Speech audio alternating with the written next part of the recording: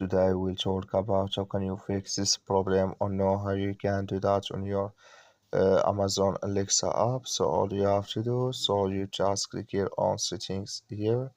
When you just click on settings, it's going to show for you list like this here. Then you go down, just keep going down here, click here on apps.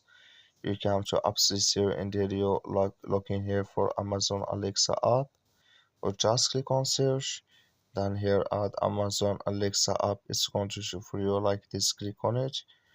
Then it's going to take you to this list here, click on for stop, click on OK. Then you go down here, just click here on storage. Come to storage list here, just click here on clear cache. Then all you have to do, so you just turn off your Wi-Fi and turn on it again, then it's going to work with you. That's all you have to do. Thank you for watching. Don't forget to support us by liking and subscribe.